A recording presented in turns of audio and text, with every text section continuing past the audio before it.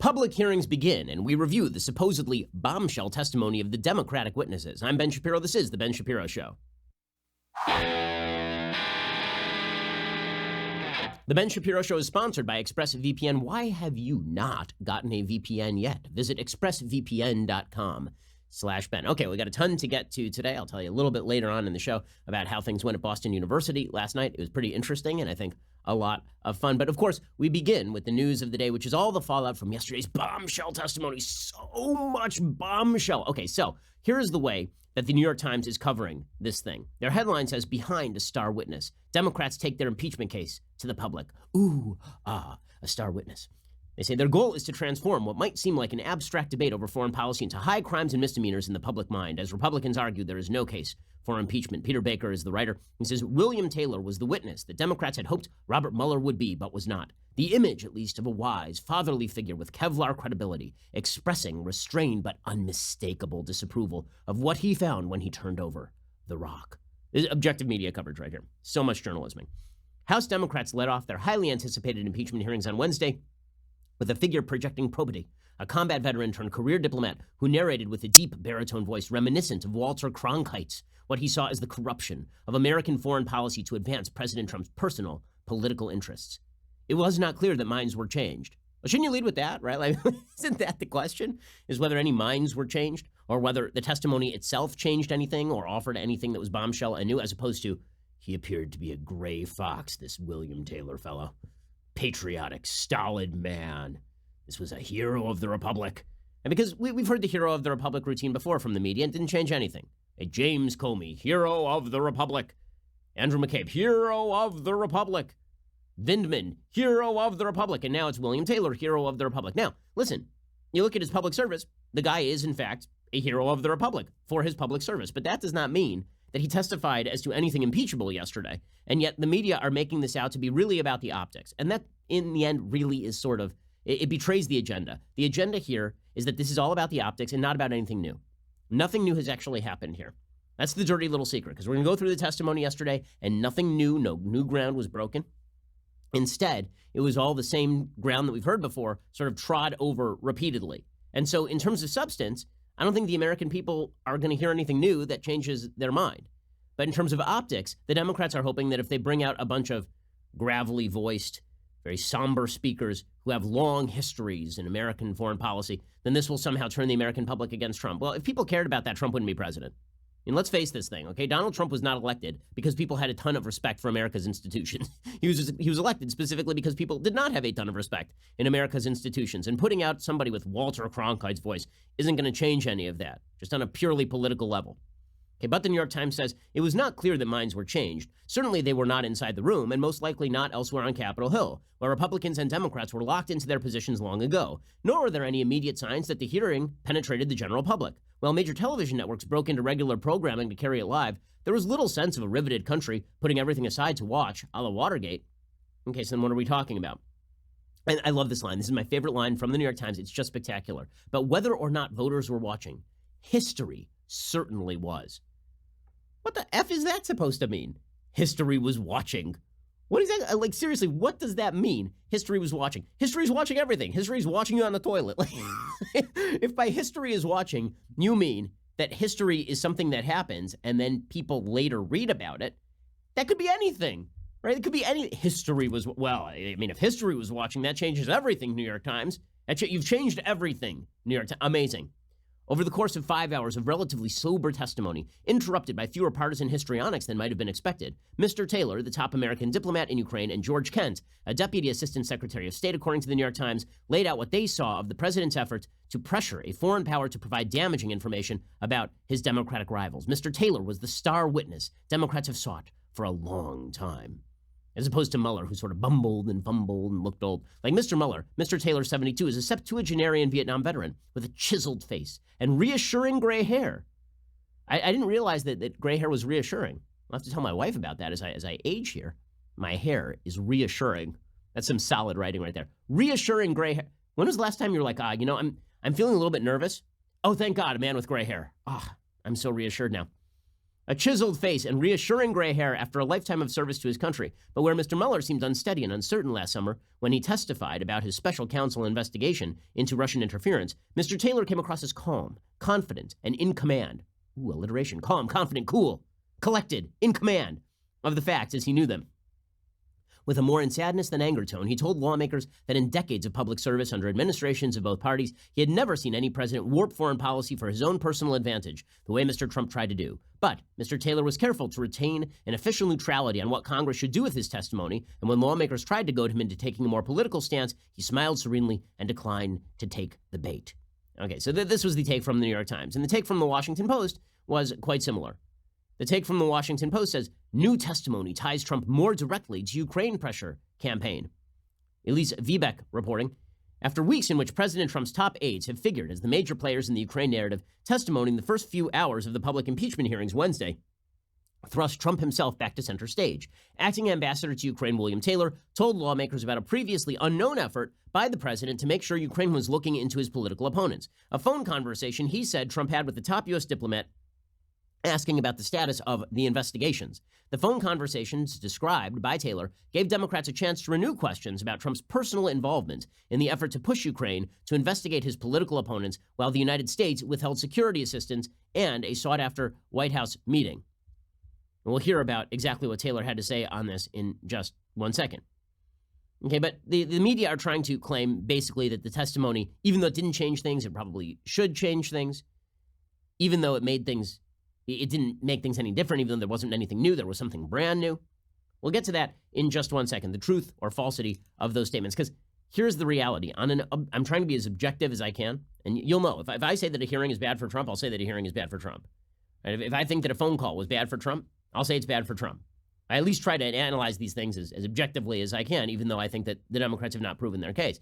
I don't think that yesterday was particularly bad for Trump. I really don't think it hurt him in any serious way. The media are trying to spin it that way. I do not think that that is accurate. That's why they're sort of falling back on the line of the New York Times. History was watching. Yeah, well, history can watch all it wants, but it hadn't happened yet. So, come back to me in 20 years and we'll talk about how history watched. You don't even know who's going to win the next election. We'll get to that in just 1 second. First, let's talk about the watch upon your wrist. Okay, so I have this brand new watch. Look at this thing. This is beautiful. This is a watch from Vincero. Vincero, check this thing out. It is spectacular, right? It's a really nice watch, and it will not cost you a fortune. This one is called the Rogue. It is a chronograph. I'm kind of a watch guy. I really do like watches. I like high-end watches. I like fashion watches. This is a really solid, durable, beautiful watch. It really is well-crafted. Head over to vincerowatches.com/Shapiro to see my favorite picks. And don't forget to use code Shapiro at checkout for 15% off your entire order. I like Vincero watches so much, by the way. I just got one for my sister for her birthday. I gave one to my dad. You can engrave their watches, which is actually a pretty cool feature. In fact, Vincero sent me one that says, wait for it, facts don't care about your feelings on the back of the watch, which is an awesome feature when you're getting a gift for somebody for the holidays or for a birthday. I mean, we're coming up on the Christmas season, so it's a great time to get somebody a Vincero watch. From their small batch manufacturing process to their customer service, Vincero does everything in-house. Nothing is actually outsourced. Vincero believes that watches make a statement about you, and they do, right? A nice watch is something that catches the eye. It starts conversations. Plus, you feel good every time you look down and you see what time it is. People notice a watch if you wear one, so why not wear something nice? You really should check out Vincero today. The deal is too good to pass up. Go to vincerowatches.com. That's VINCERO watches.com/Shapiro and use code Shapiro to get 15% off. That is VINCERO watches.com/Shapiro. Use code Shapiro to get 15% off. They have a wide variety of styles, right? I got these. This is a little bit more sporty. The Rogue that I'm wearing. They've got other types of watch that are a little bit less sporty, but are great for dinner. They even have some automatic watches, which is really cool. If you're not a watch person, an automatic watch is one that's not run off battery power. It actually just charges off of the movement of your wrist. So they've got all sorts of varieties, all sorts of colors. They've got for men, they've got for women. It really is fantastic. Go check them out right now at vincerowatches.com/Shapiro. Use code Shapiro to get 15% off. Okay, so the Democrats thought they were going to have a big day yesterday, and it turned out not to be a big day for them yesterday. It started off with Adam Schiff at the very opening saying this process was meant to be a punishment for criminal activity, not a punishment for political activity. But a lot of the testimony was based around the opposite idea, that a bunch of people who were in the foreign policy establishment didn't like Trump's foreign policy, and they were angry at Trump's foreign policy, and that's the real reason why they were going after Trump, right? The real reason they were going after Trump is because they disagreed with him withholding aid from Ukraine. and they couldn't see why he was doing it, and so they were mad about that. Now, does that mean that Trump was doing something that was corrupt, or does it mean they just disagreed with him about the foreign policy? Here was Adam Schiff at the opening suggesting that impeachment was originally meant to be a punishment for criminal activity, which sort of cuts, again, he hasn't proved any criminal activity here. Our answer to these questions will affect not only the future of this presidency, but the future of the presidency itself, and what kind of conduct or misconduct the American people may come to expect from their commander-in-chief. There are few actions as consequential as the impeachment of a president. While the founders did not intend that impeachment be employed for mere differences over policy, they also made impeachment a constitutional process that the Congress must utilize as necessary. Okay, so again, he's saying this is not a political thing, it's a criminal thing, and yet they have yet to bring forth the elements necessary to prove any sort of criminal abuse of power. Schiff, I do love that Schiff is doing this routine where he pretends that he's reserving judgment. So yesterday, he simultaneously said that he's reserving judgment and also that Trump's abuse of power is terrible, which means he's not reserving judgment, obviously. Here's Adam Schiff suggesting that he is reserving judgment in all of this. That's right. He's opening an impeachment inquiry where he's reserving, like, really, if you believe this, I've got a bridge in Brooklyn. It's available for just a couple of dollars, and I can make this magic happen just for you right now. Here's Adam Schiff talking about reserving judgment. I'm reserving judgment on the ultimate questions once the testimony is complete about what should follow from this. What are the consequences? It is certainly the case that the founders were deeply concerned that a president of the United States one day may be elected to office that would put his or her interests above the country, that would sacrifice our national security, either to get a political or personal favor or owing to some foreign influence. Oh, he's holding off on judgment. That's the sound of a man holding off on judgment, flanked by a bunch of other people holding off on judgment, namely Democrats who are going to vote for impeachment, right? So listen, Adam, this thing's already been preset. We already know that. That's why when Devin Nunes, who is the Republican chair of the House Intelligence Committee, is the Republican leader in the House Intelligence Committee, when he says that this is just a low-rent sequel to the Russia hoax, that has some credibility, given the fact that it does feel like a partisan hit by Democrats. Now, that doesn't mean that there aren't questions to be asked about Trump's behavior. I've said this all along, but does this feel like a partisan exercise? You bet your ass it feels like a partisan exercise. Here's Devin Nunes pointing this out. Ambassador Taylor and Mr. Kent, I'd like to welcome you here. I'd like to congratulate you for passing the Democrat Star Chamber auditions held for the last weeks in the basement of the Capitol. It seems you agreed, witting or unwittingly, to participate in a drama. But the main performance, the Russia hoax, has ended, and you've been cast in the low-rent Ukrainian sequel.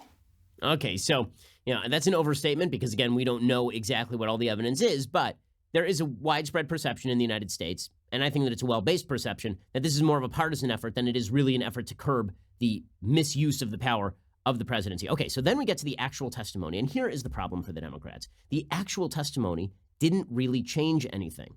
It didn't really change anything. So the only real bombshell yesterday is that Bill Taylor suggested that he heard somebody from his staff tell him about a conversation that he overheard with President Trump in which Trump was talking about investigations.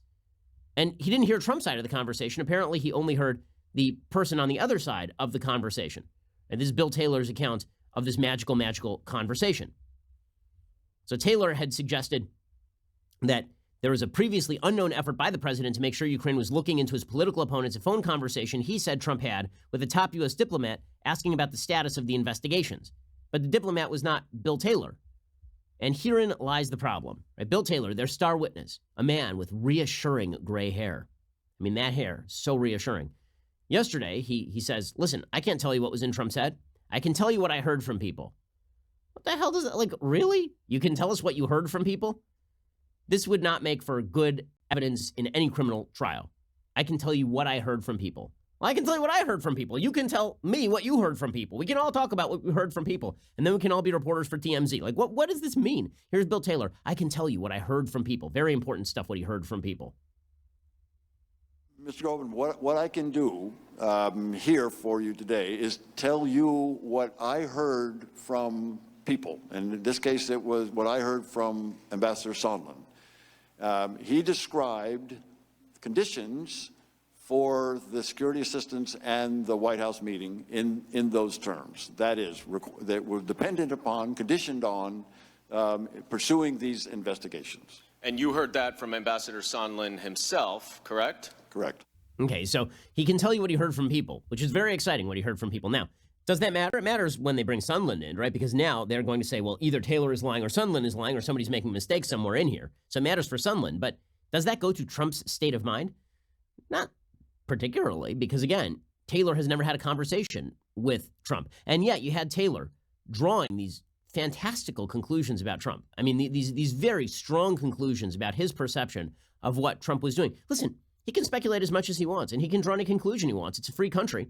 And I'm not saying that his conclusion is implausible. All I'm saying is that his conclusion is based purely on conversations that he had with people who were not Donald Trump. We'll get to that in just 1 second. First, let us talk about the status of your home right now. Is it everything look good at home? You just did the floors nice, the walls are nice. And then you look around, something looks a little dingy. Yeah, it's the window coverings. You haven't thought about them, have you? Have you? Well, you should be thinking about them now since I've mentioned it. Go check out Blinds.com. With 15 million windows covered, over 30,000 five-star customer reviews, Blinds.com is America's #1 online retailer for affordable, quality custom window coverings. Blinds.com makes the whole experience fast and easy. Plus, every single order gets free samples, free shipping, a free online design consultation. You just send them pictures of your home, and they will send back custom recommendations from a professional for what will work with your color scheme, furniture, and specific rooms. They'll even send you free samples to ensure that everything looks as good in person as it does online, and that every order gets free shipping. Here's the best part. If you accidentally mismeasure or you pick the wrong color, if you screw up, Blinds.com will remake your blinds for free. They've made it really easy for you. Go check them out right now. For a limited time, my listeners get $20 off at Blinds.com when you use promo code BEN. That is Blinds.com, promo code BEN for $20 off. Forward blinds, cellular shades, roller shades, and more. Blinds.com, promo code BEN. Rules and restrictions do indeed apply. Okay, so here is Bill Taylor drawing a very strong conclusion from the fact that he talked to people. Here's Taylor saying, well, you know, Trump cares more about investigating Biden than Ukraine. How does he draw that conclusion? Well, he's talked to people, and those people have talked to people, and those people in turn have talked to other people who once talked to somebody who knew Trump. So your staff member over here is the president asking about the investigations, meaning Burisma and the Bidens in 2016. And Ambassador Sondland told President Trump that the Ukrainians were ready to move forward? He did. And I think you said that after the call, when your staff asked Ambassador Sondland what President Trump thought of Ukraine, his response was that President Trump cares more about the investigations of Biden. Is that right? And Burisma, yes, sir. Okay, so here's Taylor talking about what Sondland allegedly said to him. As I've said all along, Sondland's testimony is going to matter. I'm not sure that Bill Taylor's testimony matters a whole hell of a lot. The person in the crosshairs now is Sondland. Right? And then Taylor said, well, I came to believe that because Sondland told me that. Okay, fine. Well, again, you're a third party. And then Taylor says that Giuliani wanted to get Biden, that it was his perception that Giuliani was after Biden. He wasn't after investigating supposed corruption in 2016 or CrowdStrike. He wasn't after looking into the situation in Ukraine during 2016 and whether they were interfering in the election. No, Bill Taylor says no, it was Giuliani, who's Trump's personal lawyer, who wanted to get Biden. Giuliani promoting U.S. national interests or policy in Ukraine, Ambassador? I don't think so, ma'am. Mr. Kent? No, he was not. What interests do you believe he was promoting, Mr. Kent? I believe he was looking to dig up political dirt against a potential rival in the next election cycle. Ambassador Taylor? What interests do you believe he was promoting? I agree with Mr. Kent. Okay, so again, that is their perception, and that does not really make much of a difference. I'm sure the Democrats believe the same thing. I'm sure there are some people who, again, it's plausible, who believe that Giuliani's sole task in Ukraine was to dig up dirt on Biden, but that would not really explain why he was so concerned with, for example, the CrowdStrike server, which was an evidence-less conspiracy theory, nor does it really explain why he was concerned about Ukrainian interference in the 2016 election, because that has nothing to do with Biden. Right, so here's the question. Why was Giuliani spending time investigating those other things if it was all really about the Bidens? Okay, then there was George Kent. So George Kent is this undersecretary of state. He's the man who you will see if you subscribe to the show, who you will see sitting next to Bill Taylor. He doesn't get the same sort of enormous media plaudits that Taylor does, right? Because he wears a bow tie, which means that he doesn't have as much gravitas, because bow ties don't have as much gravitas as reassuring gray hair, obviously. Well, Kent, he basically suggested many of the same things that Taylor did, but he made some claims that were also a little bit outlandish. I mean, his testimony was a little bit more colorful, actually, which is, I think, why the media is not covering it so much. So he said a couple of things that cut in favor of President Trump, and he said a couple of things that cut against President Trump. The first thing that he said is he was asked about conditions being placed on Ukrainian aid, and he said, yeah, conditions have always been placed on Ukrainian aid, which again is true and cuts in favor of the idea that the president has plenary power over placing conditions on Ukrainian aid so long as it is not a specific design to go after a domestic political opponent. Here's George Kent. There are and always have been conditionality placed on our sovereign loan guarantees for Ukraine. Conditions include anti-corruption reforms, as well as meeting larger stability goals and social safety nets. The International Monetary Fund does the same thing. Congress and the executive branch work together to put conditionality on some security assistance in the Ukraine Security Assistance Initiative.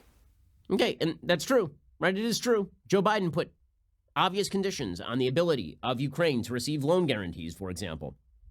The question here is whether it was legit or not. So when people say, well, Trump was withholding the aid, therefore something bad happened, well, no, it depends on the purpose for which he was withholding the aid. Now, I said yesterday, and I've been saying for weeks, that this requires us to discern President Trump's intent. Was this about 2016, Ukrainian corruption? Was this about his anger that the media have decided that he won because of Russian interference, and so he was concerned about Ukrainian interference in the election? Was it him going off on some tangential conspiracy theory about 2016, or was it specifically about Biden? If it was specifically about Biden in 2020, that's impeachable. If it's any of the others, it is not.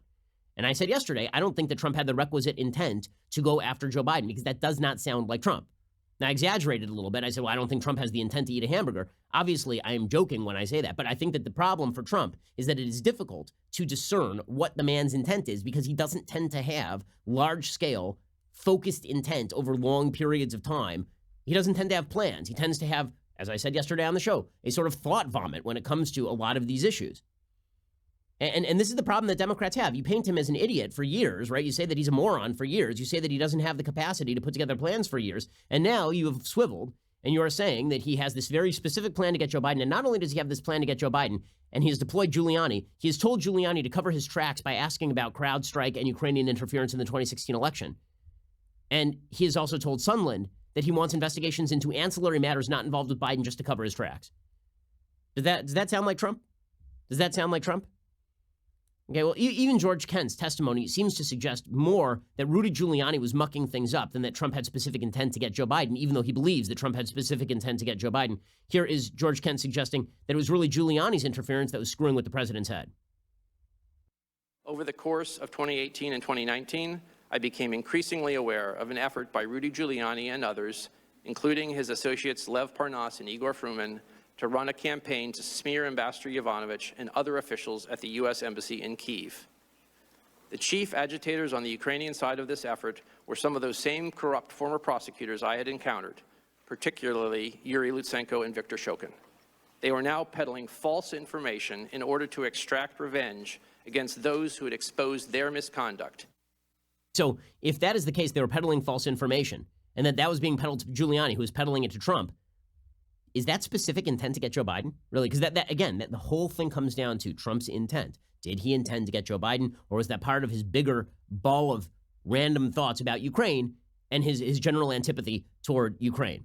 Okay, we're going to get to more of George Kent's testimony, and then we'll get to the other issues, plus the performance of the various players in this drama. We'll get to all of that in just 1 second. First, let's talk about keeping your home safe. So as you may know, I am now obsessive about safety. We just get all sorts of death threats, unfortunately. I personally have been made the subject of many death threats just in the past couple of weeks alone. It's just a party. All the time it's a party. Well, that means that I am obsessed with security, and that's one of the reasons I have Ring.com. Ring helps you stay connected to your home from anywhere. If there's a package delivery or a surprise visitor, you get an alert. You're able to see, hear, speak to them all from your phone. If you're on the go this season, whether it's across town or across the country, you can check in anytime for some much-needed holiday peace of mind. So I know exactly what is going on my property, whether or not I am actually at my property, which is fantastic. As a listener, you have a special holiday offer on a Ring Welcome Kit available right now. With the Ring Video Doorbell 2 and a Chime Pro, the Ring Welcome Kit has everything you need to keep an eye on home, no matter what this holiday season brings. You don't have to be a high-profile public figure to worry about your safety at your house. And you should be worried about your safety at your house if you're a responsible human being and you have kids, for example, or you just don't want people messing around with your property.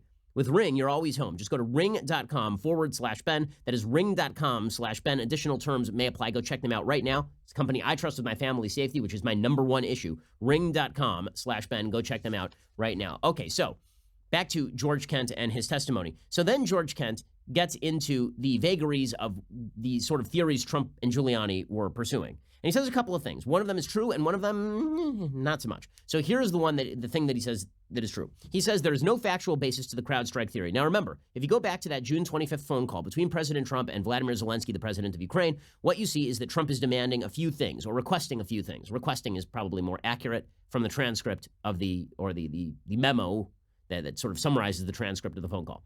So he requests a few things. One, he wants an investigation into Ukrainian corruption surrounding the 2016 election.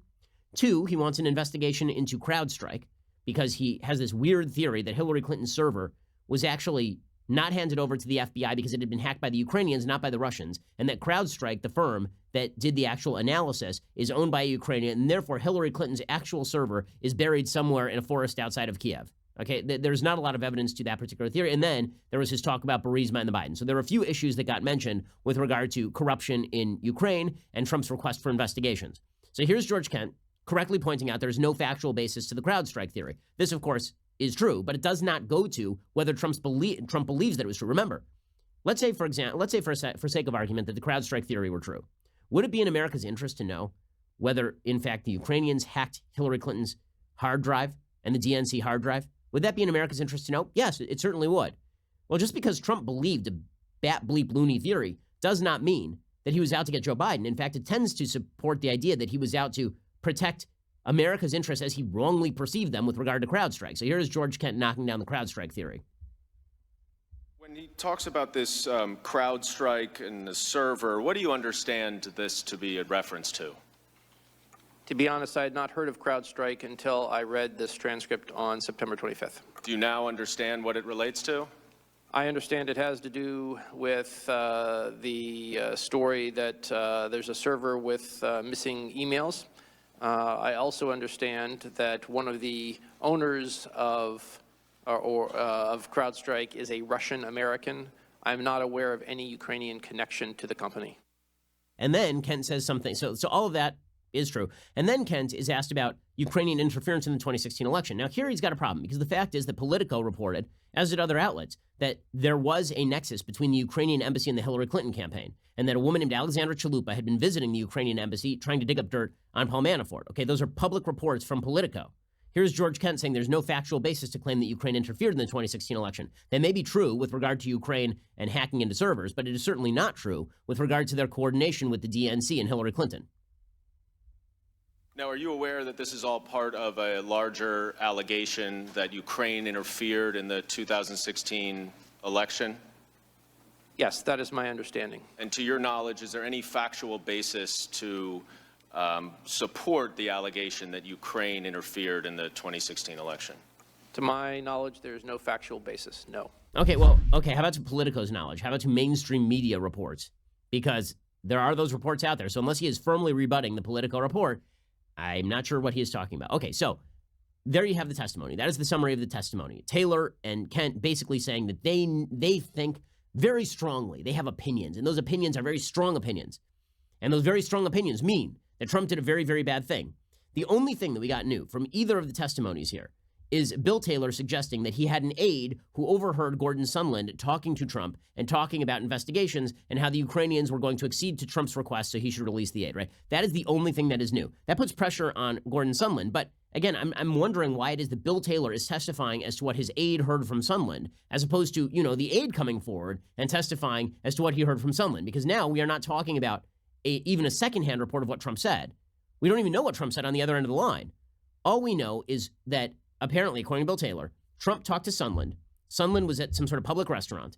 One of Taylor's aides was at the same restaurant and overheard Sondland's side of the conversation, and then the aide went and talked to Bill Taylor. So Bill Taylor is now 3 degrees removed from President Trump. I am more closely related to Kevin Bacon than that. Again, that doesn't mean that the account of the conversation is false. It just means that it doesn't say anything about what Trump was even saying on the other side of the conversation. And this is a point you're going to hear Republicans hammer home in just one moment. Because this really was the Republican counterattack was, you're bringing forth these star witnesses and none of them have ever had a conversation with Trump. They're removed from the actual policy making apparatus. And that, by the way, is their complaint, right? Their complaint is we were removed from the policymaking apparatus. We were not part of these conversations. So if you can't have it both ways. Either you're mad that you were not part of the conversations and therefore you are not privy to the information that people who were part of the conversations are privy to, or you were part of the conversation, but you don't have enough evidence to get Trump. So one of those two things is true. And both of them establish that you are not, in fact, star witnesses, that you are, in fact, just the best the Democrats can offer right now, because the fact is that if you actually wanted to break down what was going on in Trump's mind, you need to talk to one of 3 or 4 people. Rudy Giuliani, Gordon Sondland, who will be called. You need to talk to Mick Mulvaney, maybe John Bolton. That's about it. I'm not aware that anybody else was privy to the mind of President Trump. And yet Democrats and the media are trotting out Bill Taylor, who, again, has never spoken to Trump, and George Kent, who has never spoken to Trump. You're going to hear Republicans hammer home this point, and it is a very telling point. We're going to get to that in just one second. First, it's about the time of year for open enrollment, and that means that you are checking out, you are looking right now at your life insurance policies. Well, good for you. You should. But if you think that that life insurance that you got right now from your employer is actually going to cover your needs, probably not. The fact is that most people need about 10 times the life insurance coverage they get through their jobs, and that means that your employer life insurance is leaving you underinsured. That's where Policy Genius can help. Policy Genius is the easy way to shop for a life insurance plan that is not tied to your job. In minutes, you can compare quotes from top insurers and find your best price. Once you apply, the Policy Genius team will handle all the paperwork and the red tape. The life insurance you buy through Policy Genius also stays with you. It's not attached to your employer, so if, God forbid, you lose your job, you still have that life insurance policy. So when you're looking at your workplace benefits this month, make sure to double check those life insurance options. By the way, if you have other insurance needs, you should also check out Policy Genius because they do home insurance and auto insurance and disability insurance. It's your one-stop shop for insurance, basically. Head on over to policygenius.com to get quotes and apply in minutes. Insure yourself. That's what responsible human beings do. Policy Genius, the easy way to compare and buy life insurance. Check them out at policygenius.com to get those quotes and apply in minutes. Alrighty, we're going to get to more of this because there's plenty more to get to, more analysis, the Republican fight back, the Democrats kind of blowing it. We'll get to that in a second. If you're not already a subscriber, however, you are really missing out. You need to subscribe. Head on over to dailywire.com/subscribe. For as little as $10 a month, you get all of our articles ad-free, access to all of our live broadcasts, our full show library, select bonus content, our exclusive Daily Wire app, which is in fact a pretty great feature if you haven't checked it out yet. If you choose the new all-access plan, you get all of that, plus the legendary Leftist Cheers Tumblr and our brand new Ask Me Anything style discussion feature that allows you to engage our hosts, writers, and special guests on a weekly basis. By the way, how popular is this Leftist Cheers Tumblr right here? This magnificent piece of vesselware? How great is it? It's so great that Elizabeth Warren is now copying it. She put out a mug that says on it, "Billionaire's Tears." There's only one problem with that. The sales of those mugs are powered by Spotify. I believe it's Spotify, right? So, and Spotify happens to be owned by a billionaire. So Billionaire Tears, buy a mug to catch Elizabeth Warren's Billionaire Tears in order so that the money can go to a billionaire. Pretty great cell phone there from Elizabeth Warren. So Shopify is the owner. Pretty spectacular stuff. In any case, if you want the original, the greatest, and the most accurate, go check out Daily Wire right now and get the subscription and get the Leftist Tears Tumblr. Stop depriving yourself. Come join the fun. We are the largest, fastest growing conservative podcast and radio show in the nation. Alrighty, so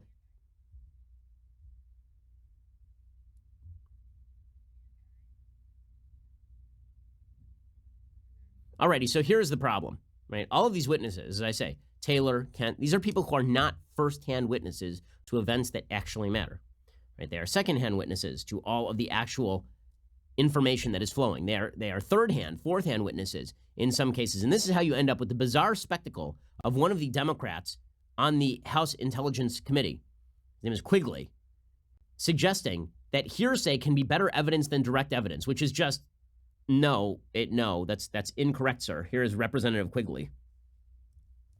I think the American public needs to be reminded that countless people have been convicted on hearsay because the courts have routinely allowed and created needed exceptions to hearsay. Hearsay can be much better evidence than direct, as we have learned in painful instances, and it's certainly valid in this instance. Nope. No, that's Mike Quigley from Illinois being a horrible lawyer, apparently. No, that is not right. Hearsay is generally not better than direct evidence. And when he talks about the exceptions to hearsay, exceptions to the hearsay rule generally include things like party admissions and statements against interest, but it actually has to include, like the party themselves, not like a third party saying something, or a dying declaration, which again comes directly from the party, or past recollection record, right? These are some of the exceptions. None of those apply here. When we're talking hearsay, we're not just talking about like somebody said that Trump said. They're talking about somebody said that an aide said that Sondland said that Trump said. Right? No, that is not better than direct evidence. It certainly is not. Republicans hone in on this point, right? So Republicans are going to hammer down on all of this. Elise Stefanik, well, actually, let's start with Mike Turner. So Representative Mike Turner from, I believe, Ohio. He says, listen, you keep talking about Trump's thought processes. You've never actually met the president or had contact with the president, have you? Ambassador Taylor, is that you testified in your prior testimony that you have not had any contact with the President of the United States. Is that correct? That's correct, sir. Ms. Taylor, Mr. Kent, have you had any contact with the President of the United States? I have not. So not only no conversations with the President of the United States about Ukraine, you've not had any contact with the President of the United States, correct? That's correct. Okay. So you both know that this impeachment inquiry is about the President of the United States, don't you? I mean, the man that neither one of you have had any contact with, you're the first up witnesses. I just find that a little amazing that the first up would be two people who've never had any contact with the president himself. Yes, this would be the operative point, right? And this is the reason why I've been saying all along that if the Democrats actually wish to get Trump, they need to bring in people who spoke directly to Trump or Trump himself, right? Those are the only options here. Instead, they're bringing in Bill Taylor and George Kent, who've never met the president and never spoken to the president. Jim Jordan, the representative from Ohio, he made the exact same point. He said, you guys are the star witnesses, right? The Democrats are highlighting you as the star witnesses. You don't even know the person that you're testifying about. Here's Jim Jordan going after the same point. Ambassador, you weren't on the call, were you? The president, you didn't listen on President Trump's call and President Zelensky's call? I did not. You've never talked with Chief of Staff Mulvaney? I never did. You never met the president? That's correct. You had 3 meetings again with Zelensky and it didn't come up. And 2 of those they had never heard about, as far as I know. And President There was no reason for it to President come up. Zelensky never made an announcement. This is what I can't believe. And you're their star witness. You're their first witness. Mr. You're the Jordan, guy. You're the guy based on this. Based on, I mean, I've seen church prayer chains that are easier to understand than this. and that is absolutely true. I mean, you can even see even Bill Taylor looks a little bit like flustered by this because, of course, it's true. I mean, listen, I know that his gray hair is reassuring, but it is also true that the guy has no actual inside information. He's not privy to the thought process that would make this bribery as opposed to just a normal exercise of foreign policy power in a way that the foreign policy establishment doesn't like. Or even if it's an abnormal exercise of foreign policy power, that doesn't make it an illegitimate as an impeachable form of foreign policy power exercise. Even if you think that it's bad, that doesn't make it impeachable. I tend to think that this is bad policy based on bad information funneled by Rudy Giuliani. It doesn't make it impeachable. And trying to bring out witnesses who have no actual window into Trump's state of mind is definitely a bizarre move.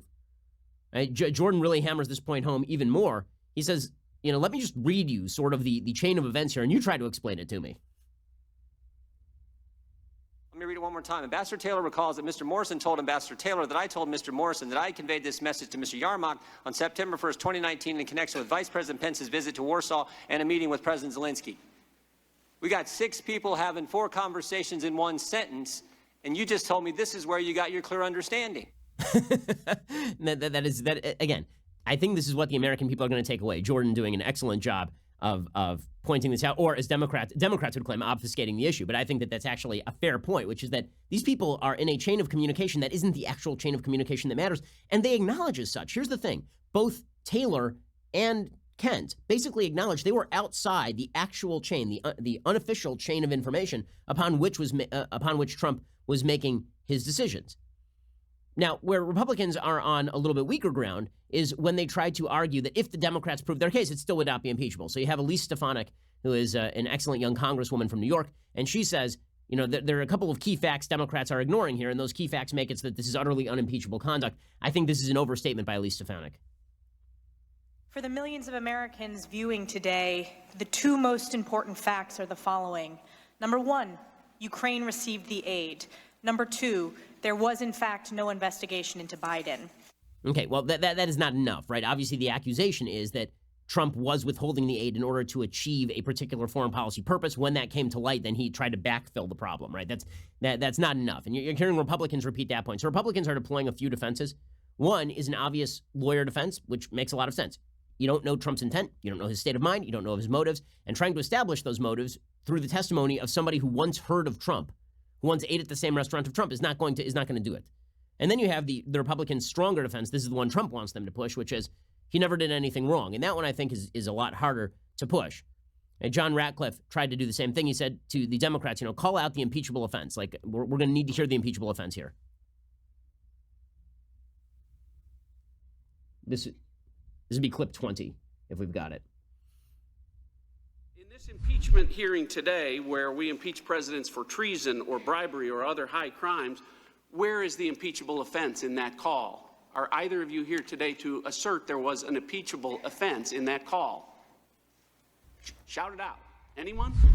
Okay, but it's not just in that call, right? I mean, that is also a bit of a misnomer. They're just trying to analyze this fairly. Nobody is claiming that the call itself is the impeachable offense. They are claiming that the policy linked to the call for several months here was the impeachable claim. Now, again, all that Trump has to do, like any good defense case, he doesn't have to prove that he is, quote unquote, innocent of any bad activity. He just has to show that he didn't do anything criminal. And the criminal activity at issue here is bribery, which includes an intent, right? It includes an intent. It is amazing. The Democrats will read intent out of the law when it is convenient to them, and they will read intent into the law when it is convenient to them. So Hillary Clinton takes classified information, puts it on her own personal homebrew server in her bathroom, and Jim Comey will say, no, that's not prosecutable because she didn't have intent to expose that information to prying eyes. Sure, she had intent to misuse classified information, but she didn't have intent to expose that information to the Russians or to anybody else, to prying eyes. Now, he read an intent element that is not in the law into the law. And I said that based on precedent. Yeah, I think that is a bad practice. I think it's arguable at best. Okay, and then Democrats will say, okay, well, yes, bribery requires intent, but we don't have to prove intent. We can just assume intent. Well, no, you can't. If you actually want to prove intent, you have to prove intent. Well, President Trump reacted to all of the hearings yesterday. He got a bit personal with Adam Schiff, of course. He said that Adam Schiff had to bring in a ringer because he's not capable of doing his own questioning, which, of course, is sort of, to Republicans, by the way, also brought in a ringer. So it's not a perfectly fair statement, but here's Trump going after Schiff. I did not watch it. I'm too busy to watch it. It's a witch hunt. It's a hoax. I'm too busy to watch it. So I'm sure I'll get a report. There's nothing. I have not been briefed, no.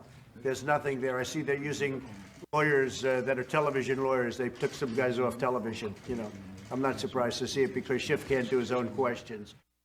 It's Trump just taking a Schiff on Schiff. It's pretty solid stuff right there from President Trump, what you would come to expect. Now, the only headline that may come out of this is that, remember, the only thing that's new in any of this testimony is Taylor testifying, again, that one of his aides overheard Gordon Sondland, the ambassador to the EU, talking to Trump about investigations.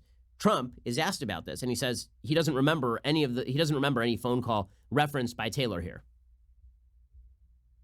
I know nothing about that. First time I've heard it. The one thing I've seen that Sondland said was that he did speak to me for a brief moment, and I said no quid pro quo under any circumstances, and that's true. The other, I've never heard this. In any event, it's more secondhand information, but I've never heard it. Do you recall having a conversation with I don't recall. No, not at all. Not even a little bit.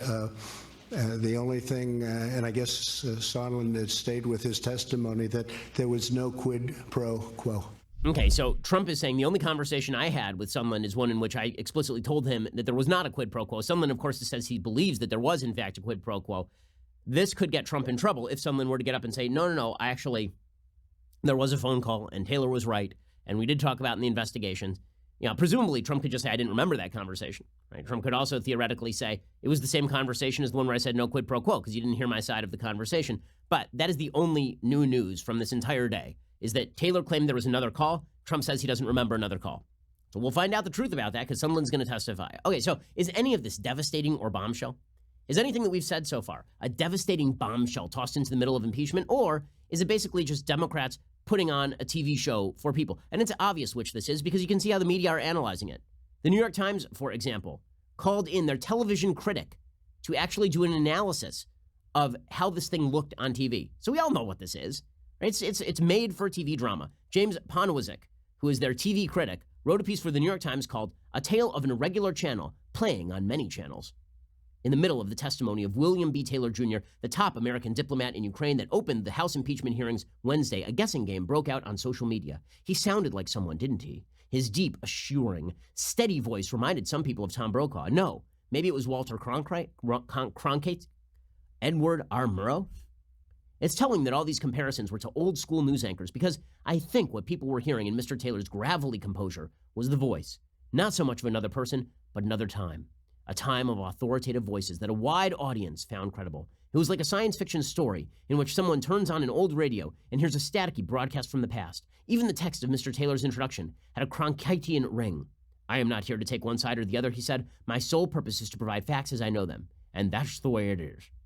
But this was, in fact, 2019, where there is no unified audience willing to accept a single way that anything is. And then he just goes on to talk about the optics of this whole thing, because he's just like Walter Cronkite. And so again, the media are reviewing this thing from a television perspective. There's a whole column in the Washington Post by Robin Given, their fashion critic, suggesting that Jim Jordan needs to put on a jacket. Right? Obviously, the most important element of our times is whether Jim Jordan is wearing a jacket or not. By the way, Jim Jordan never wears a jacket. I mean, if you've ever been in any of the hearings, I've testified in front of Jim Jordan in Congress. He does not wear a jacket. This is not like something new. But she says, of course, Representative Jim Jordan took his seat Wednesday morning at the opening of the public impeachment hearings on Capitol Hill wearing nothing but his shirt sleeves, no suit jacket. That's how Jordan dresses. It's his power move, his sartorial chest thump. All the other members of the House Intelligence Committee turned up in suits and ties or other business attire, but not Jordan. Everyone else was willing to offer at least a symbolic nod to decorous formality, to that old-fashioned notion of civility. Jordan announced himself as the man who was itching to rumble. He was the guy who came not to do as the Constitution demands, with measured deliberation, but to brawl. She could tell all this by the fact he wasn't wearing a suit jacket, which he never wears. I've met Jim Jordan several times. He has never worn a suit jacket. As far as I'm aware, I don't even know that he owns a suit jacket. The man probably buys his suit jacket and his pants separately at Macy's. Like, I don't know. He doesn't do that. But apparently, according to the Washington Post, that's the big takeaway. The big takeaway from all of this, bombshell. Jim Jordan doesn't wear jackets. Jordan has a reputation for rarely wearing a suit jacket, the Washington Post acknowledges. A Twitter account is dedicated to his jacketlessness. He's the man on the dais who refuses to show witnesses the same respect they inevitably show to him and to the circumstances.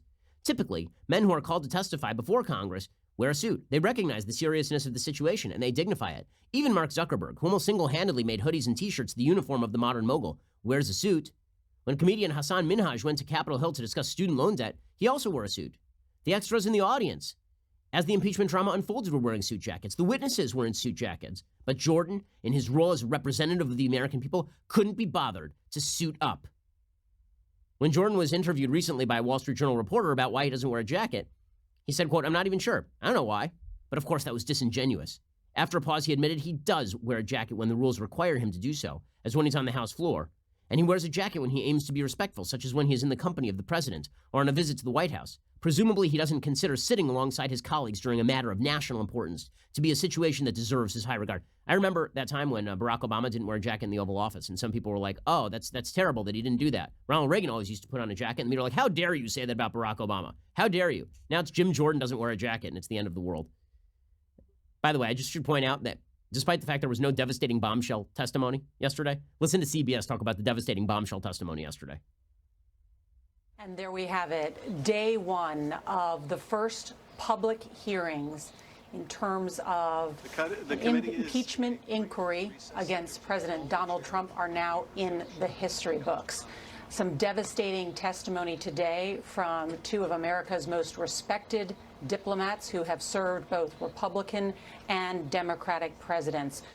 Oh, bombshell. So testimony. Yeah, except that nothing new happened. And that's the real story of yesterday. Okay, time for a thing I like and then a quick thing that I hate. So, things that I like today. So, I was watching old movies while I was on my trip to Boston. And I watched, it was streaming on Prime, Saturday Night Fever, which I'd never seen. It's sort of a classic movie from the 1970s with a very, very young John Travolta. The movie's actually quite good. It's been parodied so much in movies like Airplane that you forget that the movie is actually pretty good. It also is a relic of a time, and when you watch it, you realize that that time, the 1970s, as scuzzy and terrible as it was in a wide variety of ways, that our sensitivities now would not allow a movie like this to be made. It wouldn't. I mean, when John Travolta, his character, spoiler alert from a movie that is nearly 50 years old at this point, but spoiler alert, John Travolta at one point attempts to nearly rape a female character in the movie, and she ends up being friends with him at the end of the movie. That would certainly not be allowed in a movie today. It's a very gritty movie, and people forget how gritty the movie is because it's about disco. But here is a little bit of the preview for Saturday Night Fever.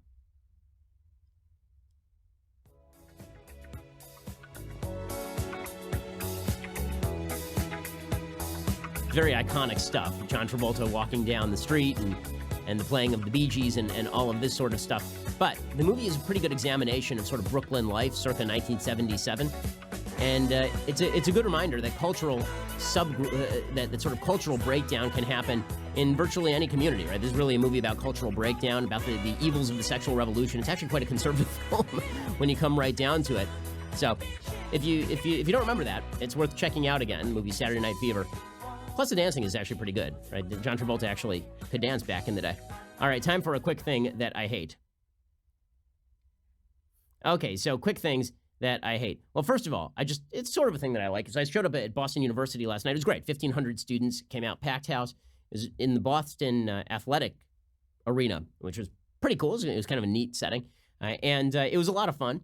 A lot of protesters showed up outside, which is, I mean, more power to them. I said last night, like, if you show up in 20-degree weather to actually protest, more power to you. Because I've been to so many schools where it's cold and protesters say they're going to show up and then they chicken out.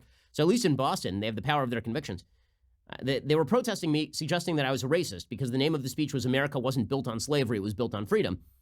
They were suggesting I was going to make light of slavery. I then spent 45 minutes explaining the role of slavery in America's history, its great evil, and the transition away from slavery, and America's defeat of slavery and defeat of Jim Crow segregation. And so it didn't go quite how the left thought it was going to go because the left has this weird picture of conservatives as people who deny American history, which of course is not true. It is the left that frequently denies American history in favor of a darker version of American history that simply isn't true. There are a bunch of protesters of all sides. There are some people who showed up from sort of the nationalist conservative side of the aisle. There were a few alt-righters who showed up as well. There were some people there was a transgender protester. It was a bit of fun. But this is how things should go on campus, right? It was an open conversation. Everybody had a good time. But that is not what is happening on our college campuses. Now, it is very, very, very bad, obviously, if you allow this sort of thing to go on. The University of Florida has a student body president, and this student body president is now apparently facing impeachment for allowing Donald Trump Jr. to speak on campus. His book is #1 on the New York Times bestseller list. He's obviously a public figure. All sorts of public figures get to speak on college campuses, particularly public college campuses like the University of Florida. Now the student body president is facing impeachment. According to the New York Times, a sitting president is facing impeachment, accused of collusion and abusing his power. Support falls along political lines. The opposition party is determined to remove him. His allies maintain he did nothing wrong, but this impeachment inquiry is taking place far from Washington. Even though the football stadium known as the Swamp looms nearby, student representatives at the University of Florida introduced a bill on Tuesday to impeach Michael Murphy, the student body president, accusing him of improperly using student fees to pay one of President Trump's sons to speak on campus. It all began when Mr. Murphy, a senior, invited Donald Trump Jr. and Kimberly Guilfoyle, a former Fox News host and advisor to the president's campaign, to speak on campus and paid them $50,000 with university funds. Some students say the payment was a violation of the Student Senate Code and possibly the law. The backlash intensified after the campus newspaper, the Independent Florida Alligator, published emails showing that Murphy had spoken with a consultant for Trump's re-election campaign to set up the visit and that Mr. Murphy had attended Trump's inauguration. Okay, does any of that mean it's illegitimate to invite a public figure like Donald Trump Jr. to your campus? Not that I am aware of. By the way, how many payments have been made to left-wing speakers at the University of Florida? I would suggest more than a few. Students who drafted the impeachment bill personally handed Murphy a copy of it on Tuesday night. They argue in the bill that Murphy's use of student funds violates the Student Senate Code, which forbids spending student fees to support a political party. Yeah, except that Donald Trump Jr. isn't running for office. So this has led to this sour split on campus. Jared Rodriguez is a junior and treasurer for the University of Florida College Republicans. He said that this move is, quote, a mirror image of the partisan politics at the national level. He said he attended the talk and never viewed it as a campaign event. The drive to oust Mr. Murphy, he said, showed that the opposition party would look for anything to remove the elected president. He said, I think they have no cigar in both cases. But again, the idea here is that if you, the real problem, of course, is that they don't want Trump Jr. speaking on campus, right? I mean, that's really what this is about. Just like all these Boston University students didn't want me speaking on campus. They don't want conservatives speaking on campus. Doesn't matter if it's Trump. Doesn't matter if it's me. Nobody. They don't want anybody there. And it doesn't matter what the people say, by the way, like at all. Again, I spoke at Stanford last week, and protesters shouted for me to leave while I was ripping into Nazis. I mean, it's unbelievable. So this is just the latest iteration of campus radicalism. It is stupid, it is ridiculous, and it is contrary to the goal of a university in the first place. Thank you, by the way, to Boston University for making sure that the event could happen in safety and security. The administration did a fine job over there. Alrighty, we'll be back here a little bit later today with 2 additional hours of content. Plus, check us out tonight over at dailywire.com. The reason you should? Well, if you subscribe, then you get full access to our Daily Wire Backstage, which will be discussing impeachment and many other issues of the day. It should be a lot of fun. And if you are a subscriber, then you get to ask the questions and you get all the goodies behind the paywall. So go do that right now. Otherwise, we'll see you here tomorrow. I'm Ben Shapiro. This is The Ben Shapiro Show.